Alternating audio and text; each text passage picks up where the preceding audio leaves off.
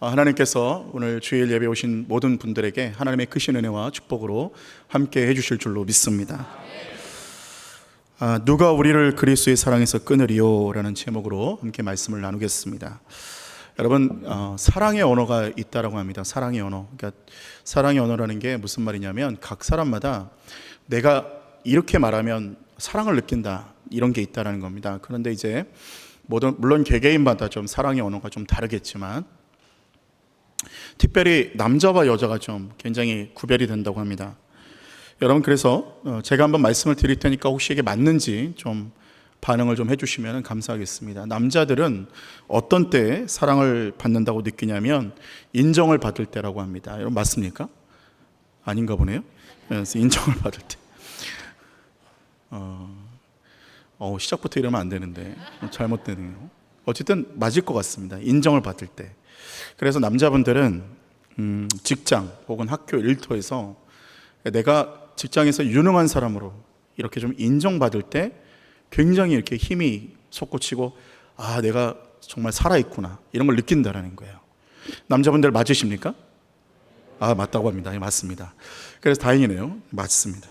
그래서 뿐만 아니라 이제 가정에서도 아내와 자녀들에게 인정받을 때 그때 내가 정말 이 가정에서 내가 열심히 돈 벌고 할 만하구나, 이런 좀 마음을 느끼게 된다는 겁니다.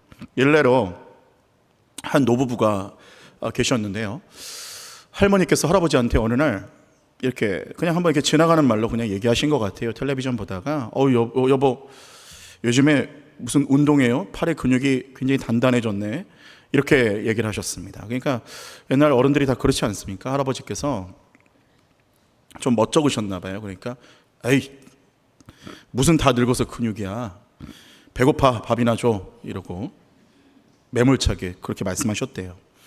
퉁명스럽게 대답을 하고 나서 이제 할머니가 부엌에 가서 이제 맛있게 주방에서 식사를 준비를 하고 있는데 갑자기 할아버지를 여보 이제 식사하세요 그랬는데 대답이 없더라는 거예요. 텔레비전만 켜있고 할아버지가 사라지셨습니다. 그래서 할아버지를 찾다가 이제 방문을 딱 열었더니 할아버지께서 한 방에서 뭘 하고 계셨냐면 혼자 아령을 들고 계시다는 겁니다. 그래서 그 팔에 근육이 있다라는 말에 온몸에 힘이 솟구쳐서 아령을 마면서 거울을 보면서 그렇게 하고 계셨다는 거죠. 여러분, 칭찬은 할아버지도 아령 들게 하는 힘이 있다라는 겁니다. 여러분, 제백대에 가시면 남편분에게 꼭 팔에 근육이 있다고, 없더라도 있다고 이렇게 해주시면 생길 줄로 믿습니다. 옆 사람에게 이렇게 인사해 주십시오. 팔에 근육이 있네요. 이렇게 인사를 한번 해보시죠. 근데 이게 여자분들한테는 좀 실례입니다. 근데 여자분들한테는 팔에 근육이 있다 그러면 좀 실례인데 하여튼 그냥 기분 좋게 팔에 근육이 있네요. 자, 그러면 이제 여자분들도 사랑의 언어가 있습니다. 이대로만 하면 여자분들이 오늘 남자분들은 집에 가셔서 아내분에게 이렇게 해주시면 아주 여자분들이 사랑을 느낄 겁니다. 자, 여자분들이 사랑을 느낄 때는 남편이 집안의 고장난 기계를 고쳐준다든지 혹은 전구를 갈아 끼운다든지 등등의 일을 해줄 때 남편에게 사랑을 느낀다고 합니다. 그러니까 여러분 집에 가시면은 잘 나오는 전구라도 그냥 바꿔서 끼워주시면 막 사랑을 느낀다는 거죠. 자, 그래서 이렇게 한번 해주시면 될 것 같습니다. 또 아니면은 여자분들이 또 이거는 분명한 것 같습니다. 여자분들이 사랑을 느끼는 것은 남자는 아닌데 여자는 이렇습니다. 스킨십을 해준다든지, 그리고 말을 잘해야 됩니다. 그러니까 당신은 왜 이렇게 살이 쪘냐, 이런 얘기하면 아주 어려워지는 거죠. 점점 어려워지는 겁니다. 그러니까 어떻게 해야 되냐면 여보 당신은 어쩜 이렇게 요즘 점점 날씬해지고 이뻐지냐고. 여자분들 동의하십니까? 이럴 때 여자분들은 사랑받는다는 느낌을 받네. 당신은 난 너무 당신만 보면 사랑스럽다, 이렇게 말로 표현을 해줘야 여자들은 사랑을 느낀다는 겁니다. 여자분들 맞습니까? 별로 아닌가 보죠? 아닌가 보네요. 그래서 어쨌든 말로 표현을 해줘야 사랑을 느낀다는 거예요. 남자분들이 제일 못하는 건데 해줘야 그래도 사랑을 느낀다. 또 혹은 장미꽃이나 선물 같은 거를 해줄 때 사랑을 느낍니다. 장미꽃, 그리고 아니면 좀 작은 선물이라도 그런 선물 좋아하죠. 작은 다이아몬드 반지 이런 거 이런 소소한 선물에 굉장히 사랑을 느낀다는 거예요. 남편이 작은 선물이지만 작은 다이아몬드 반지를 딱 줄 때, 아, 이 남자가 나를 사랑하는구나. 아니면 장미꽃을 그냥 우연히 이렇게 딱 줘도 어느 날 갑자기 짠 이렇게 가져와도 아주 사랑을 느낀다. 자, 그래서 어쨌든 남녀 간에 이렇게 사랑의 온도, 이게 사랑의 언어가 좀 다르다는 거예요. 남자는 좀 인정받고 싶고 여자는 그야말로 정말 이렇게 좀 소중하다, 이렇게 아낌을 받고 싶고, 이런 게 좀 차이가 난다는 겁니다. 자, 근데 여러분, 하나님과 우리도 그 사랑의 언어가 좀 다른 것 같습니다. 우리가 하나님께 바라는 사랑의 언어가 무엇이 있을까요? 하나님께 원하는 것이 뭘까요? 예를 들자면 기도 응답 좋죠. 기도 응답. 오늘 기도했더니 내일 응답을 받았다. 이런 거 얼마나 좋습니까? 하나님, 오늘 지금 돈이 부족합니다. 그러면 내일 계좌에 갑자기 돈이 딱 입금이 되면 정말 하나님 살아계시는구나, 이렇게 느낄 것 같은. 아니면은 좀 이제 물질, 풍요, 순탄한 길, 우리 자녀를 위해서 대학의 문제를 위해서 기도했더니 하나님이 스카이 중에 하나를 딱 놓게 들어가게 해주셨다. 이러면 얼마나 그 사랑의 언어가 되겠습니까? 그런데 하나님의 사랑의 언어는 좀 다르죠. 하나님의 사랑의 언어는 그렇지 아니하고, 하나님의 사랑의 언어는 한 가지입니다. 한 가지인데 우리가 아주 중요한 것을 우리에게 주셨는데, 바로 예수 그리스도 십자가를 우리에게 주신 줄로 믿습니다. 그래서 요한복음 3장 16절의 말씀 보면, 하나님이 세상을 이처럼 사랑하사 독생자를 주셨으니 이는 그를 믿는 자마다 멸망치 않고 영생을 얻게 하려 하심이라. 이것이 바로 하나님의 사랑이라는 것입니다. 여러분, 하나님의 사랑 가운데 거하시는 은혜가 있기를 주님의 이름으로 축원합니다. 오늘 우리가 읽은 이 로마서 8장 31절에 39절의 말씀, 이 본문을 보면 하나님의 구원에 대해서 기쁨의 개가를 부르는 장면이 나오고 있습니다. 로마서 8장에서는요, 계속적으로 고난의 역경을 겪는 로마의 박해 현장 가운데 살아가고 있는 그리스도인들의 상황에 그들에게 쓰여진 책입니다. 자녀들도 있고 가족도 있고 명예도 있고 재물도 재산도 잃어버리는 이들에게 오늘 로마서는 쓰여지고 있는 것입니다. 그런데 오늘 로마서 8장에 바울이 처음에 쓰여지면서 이 사도 바울이 로마서를 쓸 때, 오늘 로마서 8장 31절과 39절에 가면은 로마서 8장 처음부터 오직 예수 그리스도 안에 있는 자는 결코 정죄함이 없나니 생명의 성령의 법이 너를 해방하였습니다, 막 이러면서 시작을 하다가 로마서 8장 31절과 39절에 가는 부분은, 오늘 읽은 부분은 그냥 거의 하이라이트라고 볼 수 있습니다. 자, 그래서 31절에 보면, 그런즉 이 일에 대하여 우리가 무슨 말 하리요? 만일 하나님이 우리를 위하시면 누가 우리를 대적하리요? 이렇게 외치고 있죠. 로마서 7장에 자신의 한계를 경험하면서 죄에 몸된 자신의 벽에 부딪혔다면, 이제 로마서 8장 1절과 2절에 이제 그리스도 예수 안에 있는 자에게는 결코 정죄함이 없나니 그리스도 예수 안에 있는 생명의 성령의 법이 죄와 사망의 법에서 너를 해방하였음이라 라고 외치면서 하나님의 은혜의 빛을 발견해 나가다가, 마지막 오늘 본문 로마서 8장 31절에서 39절 말씀에 오늘 단언하는 겁니다. 확신하는데, 그 무엇도, 로마의 지독한 압제도, 생명도, 사망도, 또 어떠한 고난과 핍박과 곤고와 가난도, 기근도, 어떠한 것이라도 우리를 그리스도의 사랑에서 끊을 수 없다라고 오늘 확신하면서 단언해버리는 것이 바로 로마서 8장 31절 39절 말씀까지입니다. 사도 바울이 하나님을 알면 알수록 결론을 내린 건 무엇이냐?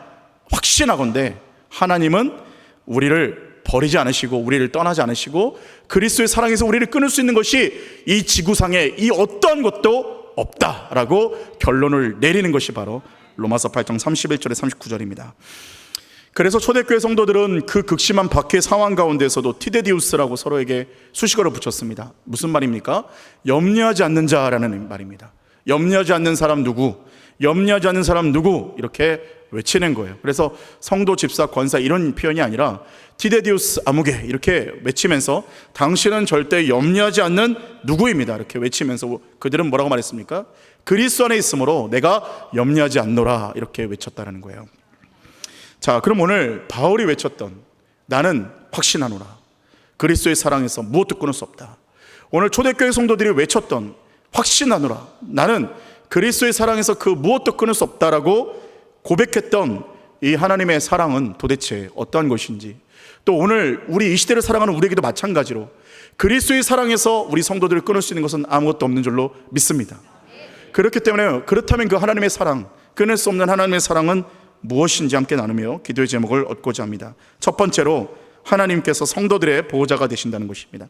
하나님께서 성도들의 보호자가 되신다는 것입니다. 북한에서 정치범으로 7년 동안 감옥에 있다가 나중에 탈북을 한 탈북인이 미국 의회에서 한 증언에 따르면 북한에 20만 명의 정치범이 있습니다. 그중 상당수가 기독교인이라는 겁니다. 그런데 감옥에 있을 때 그가 목격한 것을 들려주었습니다. 간수들이 그리스도인들을 사정없이 발길질하고 그들에게 뜨거운 물을 부으면서 그들이 뜨거운 기름과 물을 부어서 그들을 죽였다는 겁니다. 그럼 뜨거운 물과 기름을 부으면서 그리스도인들이 죽어가면서 그들이 외쳤던 말은 주여 주여 이렇게 외치면서 한 명 한 명 죽음에 이르게 되었다라는 것입니다. 북한은 박해 지수가 전 세계 1위인 나라였는데 얼마 전에 아프가니스탄이 1위가 되고 북한이 2위가 되었습니다. 그런데 저는 확신하건대 얼마 안 가 북한은 반드시 그 하나님의 은혜가 임하고 문이 열려서 반드시 하나님이 다스리는 선교 국가가 될 줄로 믿습니다. 사실 생각해 본다면 북한뿐만 아니라 이 초대교회 성도들도 사실 이보다 더했으면 더했지 덜한 상황이 아니었습니다. 그들의 자녀들이 양가죽 옷을 입고 로마의 사냥개에게 목에 물려 죽임을 당하고 그 살이 뜯어먹히는 장면을 직접 보면서 이 기독교인들이 버틴 겁니다. 우리의 자녀가 스스로 그 로마의 그 사냥개들에게 잡아먹히는 장면을 볼 때 그 와중에서도 하나님 사랑이십니다라고 고백할 수 있겠습니까? 여러분, 그런 박해와 고난과 피해 역사가, 순교의 역사가 사실은 기독교에 너무나 많습니다. 일본을 보아도 사실 일본 기독교사는 순교사라고 봐도 과언이 아닐 정도로 수많은 순교자들이 있었습니다. 그리고 한국도 마찬가지였고, 또 지금 지구촌 곳곳에 열방에도 저 북한뿐만 아니라 중국도 그랬고, 열방 곳곳에 지금도 예수님을 믿기 위해서, 예배하기 위해서 목숨을 버리는 사람들이 부지기수, 그리고 정말 내 사회적 지위를 박탈당한 사람도 부지기수, 재산을 몰수당하는 사람도 부지기수입니다. 자, 근데 여러분 생각해 본다면 이것이 바로 기독교의 신비가 아닌가 싶습니다. 여러분 한번 생각해 볼 때 많은 사람들이 종교를 선택할 때 어떻게 종교를 선택합니까? 나한테 유익이 되는가를 생각합니다. 나한테 이걸 내가 믿었을 때 복을 받는가, 여기에 따라서 많은 사람들이 종교를 선택합니다. 여러분, 우리가 수능철이 되면은 수능 기대가 있는데, 여러분 단 불교뿐만 아니라 모든 종교, 교회만 하는 게 아니라 불교도 그렇고 모든 종교가 이 시험철만 되면은 수능 기도회를 합니다. 교회만 하는 게 아니라는 거예요.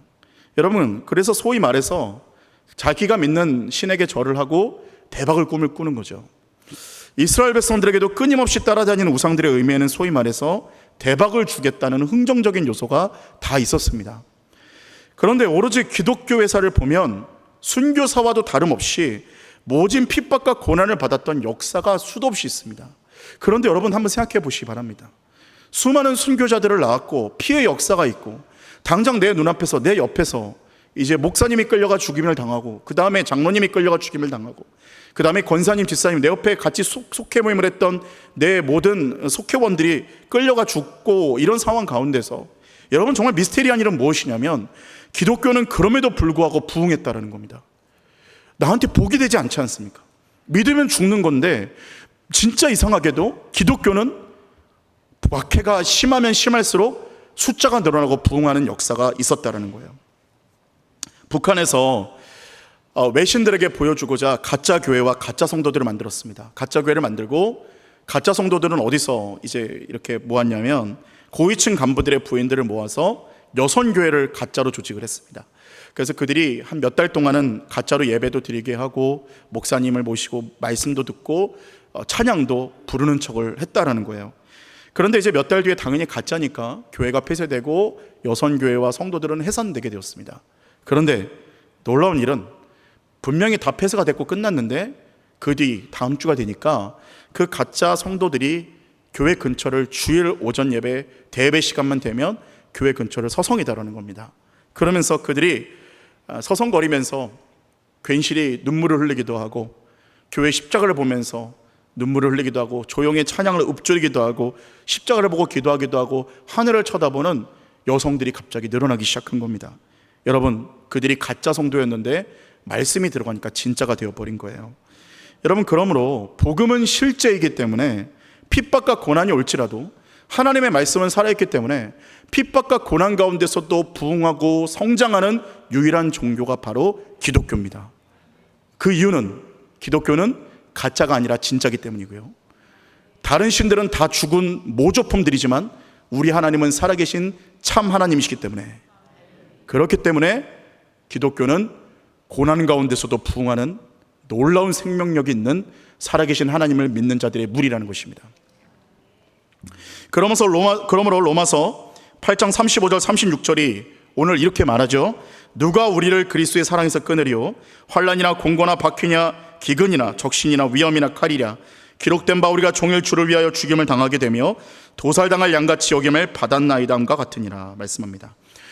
이 초대교회 성도들이 어떤 취급을 받았냐면 환난, 곤고, 박해, 기근, 적신, 위험, 칼, 이런 것들에 대한 위험을 받았을 뿐만 아니라 그들은 어떻게 취급을 받았습니까? 종일 주를 위하여 죽임을 당하게 되었고, 심지어 이들은 사람 취급받지 못했다는 겁니다. 도살당할 양같이 여김을 받았다라고 말합니다. 그런데도 불구하고 로마서 8장 35절의 전반부에는 이렇게 선포를 하고 있습니다. 뭐라고 말합니까? 누가 우리를 그리스도의 사랑에서 끊으리요? 이렇게 말씀을 하고 있습니다. 여러분, 그렇지 않습니까? 어떤 환난, 공고, 박해, 기근, 적신, 위험, 칼, 그리고 도살당할 양같이 여김을 당하고 종일 주를 위하여 죽임을 당하게 될지라도 여러분, 우리가 단언코 선언할 수 있는 것은 무엇이냐면, 전제는 그럼에도 불구하고 누가 우리를 그리스도의 사랑에서 끊을 수 있으리요 라고 우리는 말할 수 있게 되는 줄로 믿습니다. 그러므로 모든 성도들은 승리하게 되어 있습니다. 사랑하는 여러분, 우리는 승리가 예정되어 있고 승리가 예비되어 있는 자들인 줄로 믿습니다.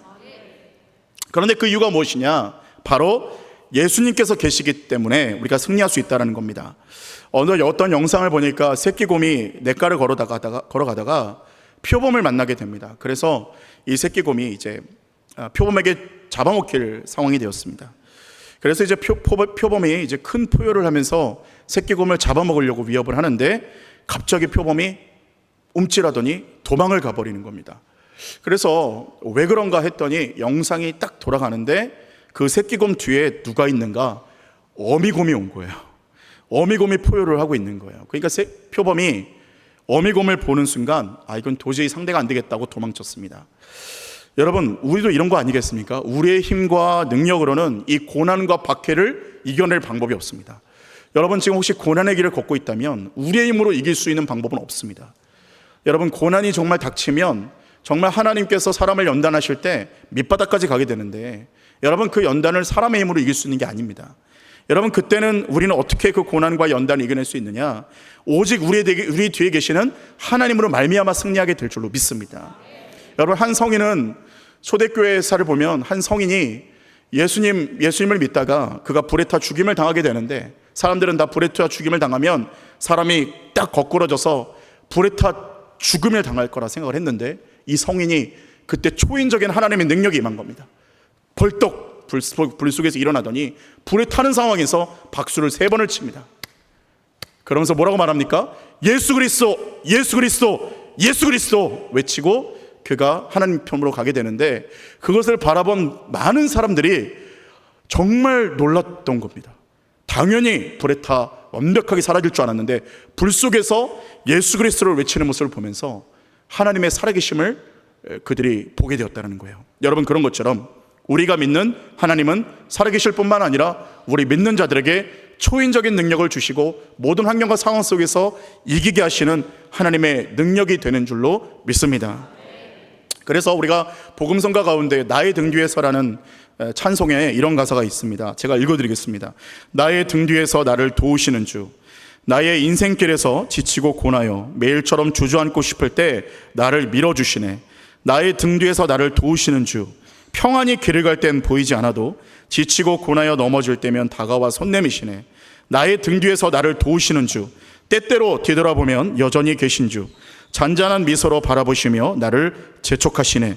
일어나 걸어라, 내가 새 힘을 주리니 일어나 걸어라, 내 너를 도우리. 사랑하는 여러분, 우리의 등 뒤에 누가 계십니까? 하나님께서 계시는 줄로 믿습니다.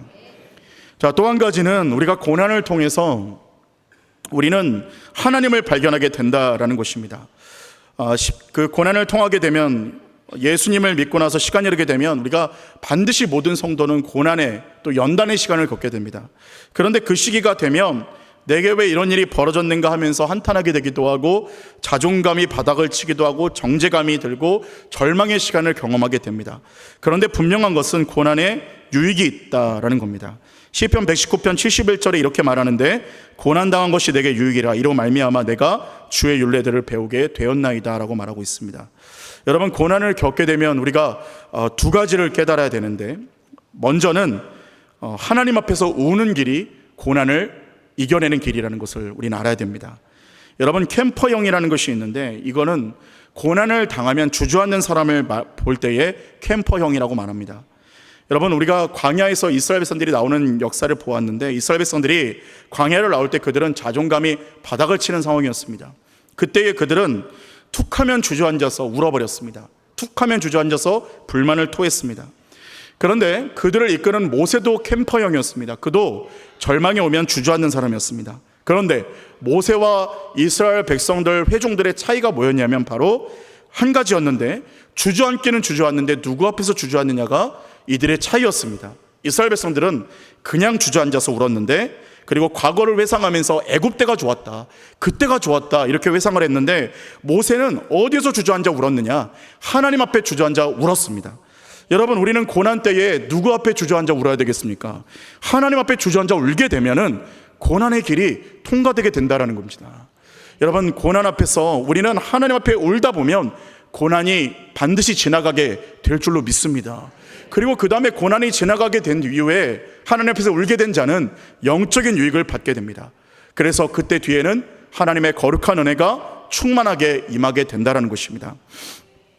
또 한 가지 광야에서 우리가 깨달은 것은 무엇이냐면, 고난 가운데 깨달아야 되는 것은 고난 때에 나는 아무것도 아니라는 것을 우리는 깨달아야 됩니다. 여러분, 다윗과 사울을 비교하는 새 왕 이야기라는 책이 있습니다. 그런데 이 다윗과 사울의 책의 핵심 내용이 무엇이냐면, 다윗과 사울의 차이가 한 가지 차이밖에 없다는 겁니다. 그 둘은 다윗과 사울의 개인적인 차이는 없습니다. 오히려 사울이 다윗보다 왕으로서는 좀 더 나은 것 같이 보이는 장면이 더 많습니다. 그런데 이 둘의 차이는 무엇이냐면, 인생의 광야가 있었는가 없었는가의 차이입니다. 여러분, 옛날에 크게 쓰임받으신 목사님들의 일대기를 들으면 반드시 고난과 자아의 박살남의 경험이 다 있었습니다. 자, 그러면 그때 무엇을 깨달으라는 것입니까? 하나님이 아니면 나는 아무것도 아니구나, 이걸 깨달아야 된다는 거예요. 광야에서 만나를 먹은 이스라엘 백성들이 깨닫는 것이 무엇이냐? 하나님이 하루라도 만나를 주시지 않으면 우리는 굶어 죽는 것이구나. 바로 나는 하나님이 아니면 아무것도 아니라는 것을 깨달으라는 것이에요. 여러분, 하나님이 성도들을 향한 궁극적인 목적은 축복이라는 것입니다. 그런데 이 축복은 고난이라는 통로를 통하지 않고 그냥 주게 되면 내가 내 힘으로 된 것인 줄로 착각하게 되거나, 하나님을 모른다고 오만방자해져서 하나님을 떠나게 되는 사울과 같은 모습이 될 수 있다는 겁니다. 그런데 고난을 통과해서 축복을 받게 되면 그 축복이 축복되게 될 수 있다는 것입니다. 여러분, 그래서 고난을 위장된 축복이다 이렇게 부릅니다. 그러므로 고난의 이 광야 가운데서 우리는 무엇을 해야 됩니까? 하나님 앞에 주저앉아 울어야 된다라는 것입니다. 하나님은 광야 가운데서도 불기둥과 구름기둥으로 우리를 인도하시는 보호자가 되십니다. 하나님은 저와 여러분을 사랑하시는 하나님이십니다. 그것을 믿으시기를 주님의 이름으로 축원합니다. 두 번째로, 하나님은 최고의 대가를 치르셔서 우리를 사랑하셨습니다. 하나님은 최고의 대가를 치르셔서 우리를 사랑하셨습니다. 로마서 8장 31절 32절 말씀입니다. 그런즉 이 일에 대하여 우리가 무슨 말하리요? 만일 하나님이 우리를 위하시면 누가 우리를 대적하리요?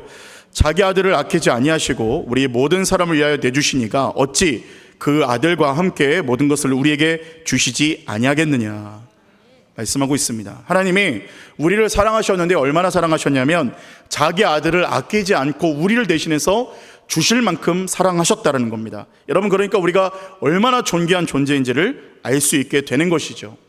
그런데 우리는 대부분 우리의 믿음이 약간 부정적으로 바뀌게 되는 경우가 있습니다. 오늘 성경에 보니까 만일이라는 표현이 있는데, 마치 이 만일을 만약이라는 말처럼 바꿔버립니다. 만약에 하나님이 우리를 위하지 않으시면 이라고 생각을 합니다. 아니, 하나님이 나를 사랑하지 않으시면 어떡하나, 하나님이 만약에 나를 위하지 않으시면 어떡하나, 이런 생각을 하게 되면서 하나님의 사랑을 의심하게 되는 거죠. 사실 사탄이 그리스도인들에게 이 만약이라는 함정에 빠지도록 최선을 다하고 있습니다. 그것에 투여되는 공격 무기 중에 하나가 우리 그리스도인들이 만약 하나님이 나를 위하지 않으신다면, 만약 하나님이 나를 사랑하지 않으신다면, 하나님의 사랑을 의심하게 만드는 이 무기 중에 하나는 뭐냐면, 아까도 말씀드렸듯이 고난입니다. 고난이 닥쳐올 때, 고난의 길을 걷게 될 때에 그때의 사탄은 우리를 같이 공격합니다. 우리가 하나님 앞에 연단받아서 우리가 밑바닥까지 가게 될 때 사단도 우리를 시험한다는 겁니다. 뭐라고 시험을 합니까? 그것 가지고 되겠어? 아니, 하나님 한 분만으로 되겠어? 너만 뒤처지는 거 아니야? 하나님 너 버리신 거 아니야? 하나님 너 사랑 안 하셔. 마귀는 계속적으로 우리에게 그렇게 얘기합니다. 그래서 고난의 길을 걸을 때 우리가 착각하게 되는 게 뭐냐면, 하나님이 나 버리셨구나라고 생각하게 됩니다. 내가 만약 경우에 갑자기 불의의 병에 걸리거나 갑자기 재산적인 손실을 잃거나 혹은 배우자의 어떠한 그 잘못이나 여러 가지 가정의 붕괴나 무너짐, 자녀의 잘못된 길로 걸어가는 이런 고난이 들어올 때에 그때 우리가 뭐라고 착각하게끔 사단은 속삭이냐면, 하나님이 너 버리셨어 라고 얘기합니다. 하나님도 너 포기하신 거야 라고 말합니다. 그래서 이스라엘 백성들처럼 광야길에서 하나님이 아닌 금송아지를 섬기도록 유도하기도 합니다. 자, 또 하나의 무기는 무엇이냐면, 사단이 쓰는 무기는 바로 죄입니다. 죄가 들어오게 되면 사단이 그리스도인으로 하여금 다른 것들은 다 괜찮습니다. 여러분 아마 재벌이 되어도 사단은 아마 잘 됐다고 할 겁니다. 여러분, 우리가 아마 좋은 대학 가면 사단은 잘 됐다고 할 겁니다. 그런데 여러분, 만약에 우리가 죄를 지지 않고 성결하게 살아가면 사단은 굉장히 근심하게 될 겁니다. 여러분, 그렇기 때문에 사단은 우리로 하여금 가장 끈질기게 유도하는 것은 뭐냐면 죄를 짓게 만드는 일이에요. 자, 죄를 짓게 되면 우리는 이제 어떤 일이 벌어지느냐, 죄를 짓는 순간 우리의 유혹으로 인해서, 우리가 유혹에 빠짐으로 인해 죄를 짓거나 잘못을 저지르게 될 때 바로 사단은 그 틈을 놓치지 않고 송사를 하게 됩니다. 자, 이렇게 속삭일 것입니다. 거봐, 이런 너를 하나님이 용서하실까? 사랑하실까? 야, 이번 죄는 도저히 용서받을 수 없는 죄야. 하나님도 너 이제는 포기했다. 너 어떻게 그 낯짝 들고 하나님 앞에 나갈래? 지금 사단은 계속 그렇게 얘기할 겁니다. 여러분, 사실 사단의 말이 어느 정도 맞기도 합니다. 히브리서 12장 14절 보면 이렇게 말해요. 모든 사람과 더불어 화평함과 거룩함을 따르라. 이것이 없이는 아무도 주를 보지 못하리라. 이렇게 얘기합니다. 그러니까 우리가 죄를 짓게 될 때 특징 중에 첫 번째 특징은 무엇이냐면, 하나님의 사랑의 빛을 보지 못한다라는 게 특징이 있습니다. 마치 220V 전류가 흐르는 곳에 110V 코드를 가지고 꽂으려고 하는 것과 같습니다. 그러니까 하나님이 느껴지지가 않는 겁니다. 여러분, 죄에 빠지면 하나님의 임재가 느껴지지 않고 하나님과 단절되게 돼버립니다. 그리고 그리스도의 그 영광이 이제 떠나게 되는 것이죠. 그래서 사울처럼 계속적으로 피폐한 인생을 살게 되는 겁니다.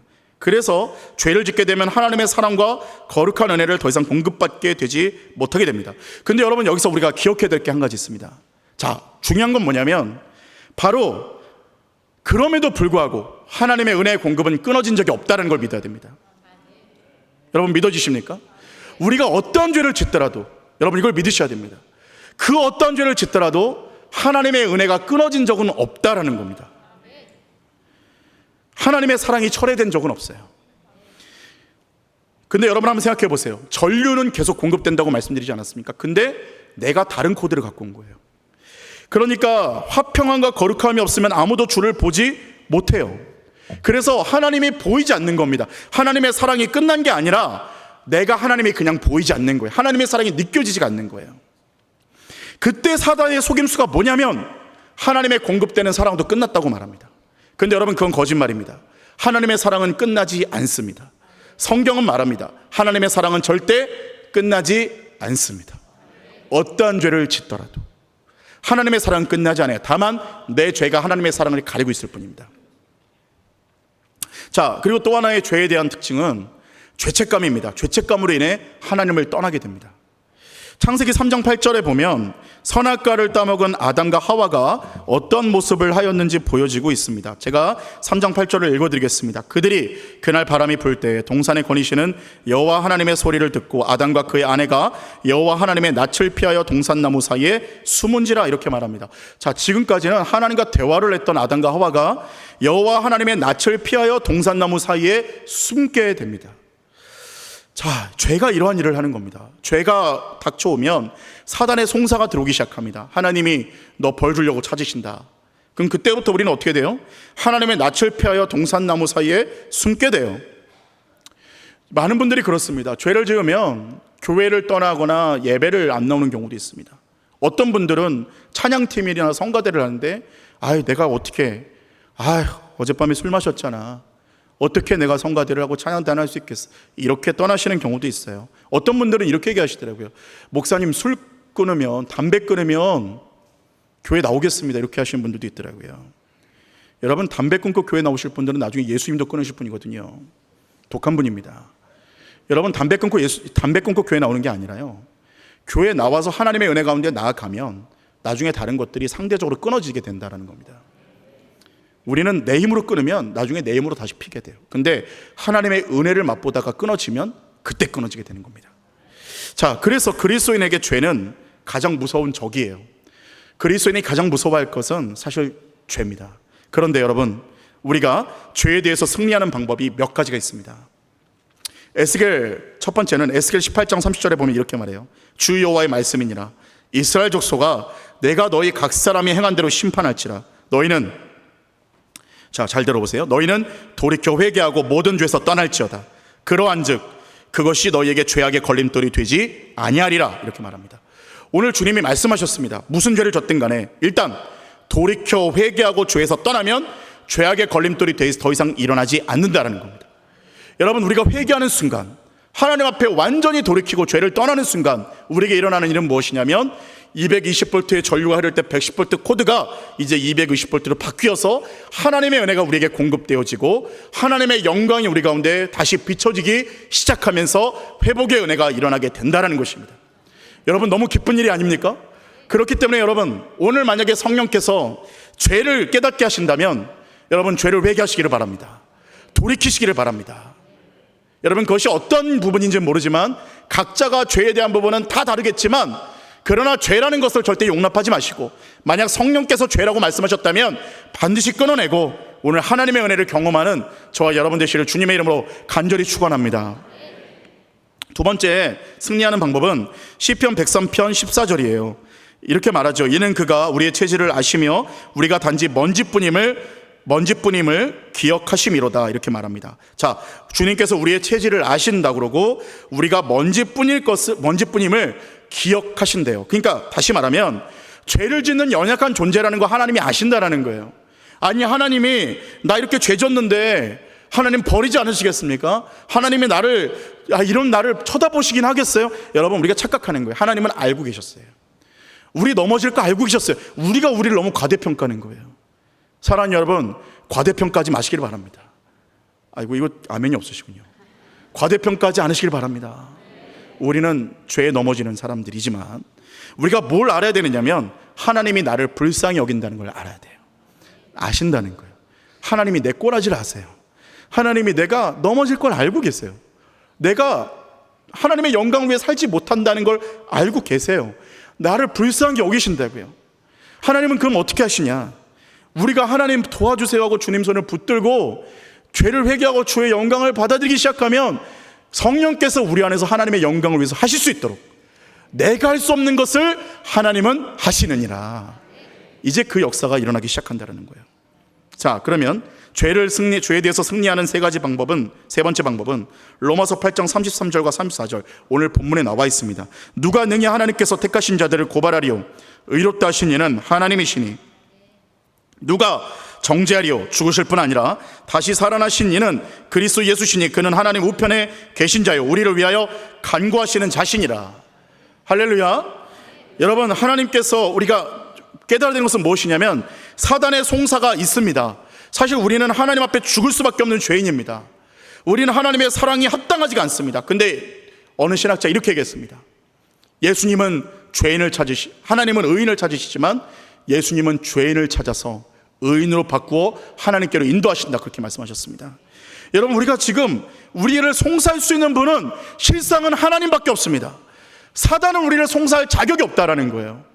여러분, 그렇기 때문에 우리가 죄를 회개하고 정결함을 입어 하나님이 너의 죄가 사해졌고 너는 내 자녀이며 내 은혜가 너에게 충만하게 임하고 있다, 주님이 말씀하셨는데 감히 누가 우리를 송사할 수 있다는 것입니까? 여러분, 사단의 송사를 여러분 믿지 않으시기를 축원합니다. 사단의 송사와 하나님의 그 책망은 다른 것입니다. 하나님의 책망은 살리는 것입니다. 그리고 뭐라고 말하냐면 나는 너를 사랑한다고 말합니다. 사단의 송사는 뭐라고 말합니까? 너는 죽을 수밖에 없는 죄인이고 하나님은 다시는 너를 사랑하지 않는다고 말합니다. 거짓말이에요. 하나님은 우리를 하나뿐인 아들을 내어주시는 사랑으로 사랑하셨습니다. 그런 결단과 사랑은 어떠한 죄악 가운데서도 나는 너를 포기하지 않겠다라는 하나님의 결단이라는 것입니다. 그러므로 우리가 해야 되는 일은 무엇입니까? 만일 하나님이 우리를 위하시면 누가 우리를 대적하리요? 누가 우리를 송사하리요? 하나님 외에는 없느니라 우리는 고백해야 될 줄로 믿습니다. 사랑하는 여러분, 우리를 죽도록 사랑하실 뿐만 아니라 하나뿐인 아들을 내어주시기까지 사랑하시는 그 하나님의 사랑에 나아가시는 저와 여러분 되시기를 주님의 이름으로 축원합니다. 마지막 세 번째로는 성도는 넉넉히 이기는 승리가 예비되어 있습니다. 성도는 넉넉히 이기는 승리가 예배되어 있습니다. 여러분이 넉넉히 이긴다라는 말은요, 간발의 차이로 이긴다라는 얘기가 아닙니다. 37절의 말씀 보니까 이렇게 말합니다. 그러나 이 모든 일에 우리를 사랑하시는 이로 말미암아 우리가 넉넉히 이기느니라 말씀합니다. 사랑하는 여러분, 우리는 넉넉히 이기게 될 줄로 믿습니다. 여러분이 넉넉히 이긴다라는 표현의 원어에는요, 정복자처럼 이긴다라는 말이 나와 있습니다. 여러분, 정복자는 어떻게 하나요? 간발의 차로 이기나요? 아닙니다. 완전히 정복을 해버리고 이겨버리고 노리개처럼 상대방을 유린합니다. 그게 바로 정복자예요. 여러분, 제가 예전에 그 월드컵을 보는데 여러분 기억하시나요? 독일과 브라질이 붙었는데요, 놀라운 일이 벌어졌잖아요. 독일이 브라질을 7대1로 이기는 역사가 일어났습니다. 역사죠, 역사. 7대1로 이겼는데 여러분, 그때 거기가 브라질 홈구장이었습니다. 독일이 브라질을 7대1로 이기고 있는데 그 브라질 홈구장이니까 브라질 관중들이 쫙 메우고 있고 거기에 소수 독일 그 관중들이 있는데 그 독일 관중들이 7골을 넣는 순간 그 표정을 보신 적이 혹시 있으세요? 두려움에 떨고 있었습니다. 그러면서 딱 앉아서 이런 표정이었어요. 이제 그만 넣어, 제발. 더 넣으면 우리가 독일로 못 돌아갈 수도 있어. 여러분, 적당히 이기는 게 아니에요.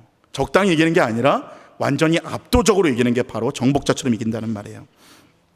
이라크 전쟁 때 미군이었던 19세의 제리카 린치라는 일병인 여군이 이라크군에게 포위되어서 전투를 벌이다가 동료들이 다 죽고 그녀만 남게 되었습니다.